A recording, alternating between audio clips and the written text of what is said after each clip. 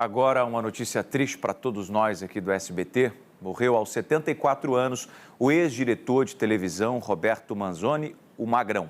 Ele ficou famoso por dirigir diversos programas aqui na casa. Dani Brand tem as últimas informações para a gente. Pois é, diversos programas, importantíssimos programas, né?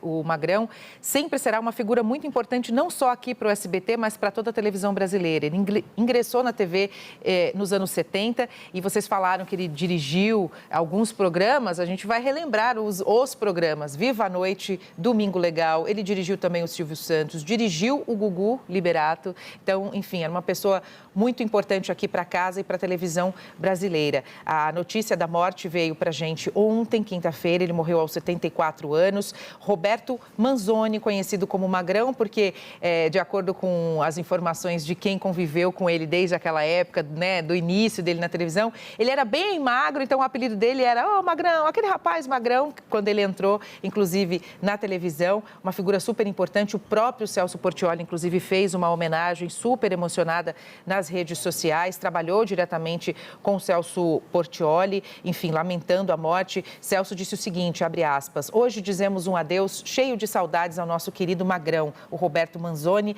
diretor de tantos programas que amamos no SBT. Ele sabia como ninguém dar vida a um programa de auditório, entre outras coisas que o Celso Portiolli também escreveu. Então, infelizmente, a gente recebeu essa notícia ontem e hoje a gente atualiza quem está acompanhando o Primeiro Impacto. Agora, fazendo um rápido apanhado aí da história, né, do Magrão, o próprio Boninho, inclusive, diretor da Rede Globo, também fez a sua homenagem nas redes sociais, entre tantos outros nomes da televisão que conheciam o Magrão e mesmo quem nunca trabalhou com ele tinha uma grande admiração pelo trabalho que ele fez. Ele fez história, inclusive conseguindo grandes números de audiências em relação aos programas que ele dirigiu, principalmente aos domingos, como foi o caso do programa do Domingo Legal com o Gugu, enfim, uma situação bem complicada. Esse é o post do Celso Portiolli que eu acabei de ler para vocês. Eu fiz um apanhado aqui, a causa da morte não foi informada, então para quem está acompanhando está se perguntando, mas o que aconteceu? A causa da morte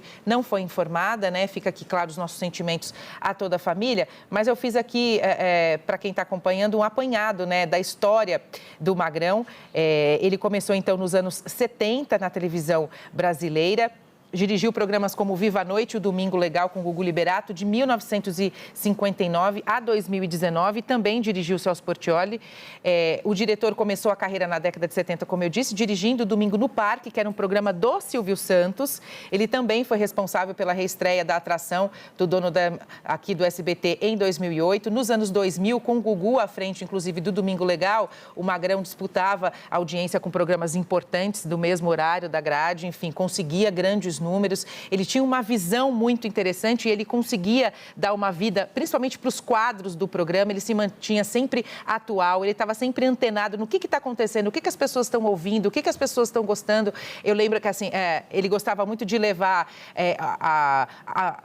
as duplas, as bandas e tudo aquilo que estava fazendo muito sucesso no mundo da música, ele era o primeiro a trazer aqui nos programas, então realmente é uma pessoa de muita importância, não só aqui para o SBT, mas para toda a televisão brasileira pela sua genialidade. Então, em nome de toda a equipe aqui do Primeiro Impacto, de todo o SBT, os nossos sentimentos ao Magrão e o nosso agradecimento por tudo que ele fez, não só aqui no SBT, mas pela televisão brasileira.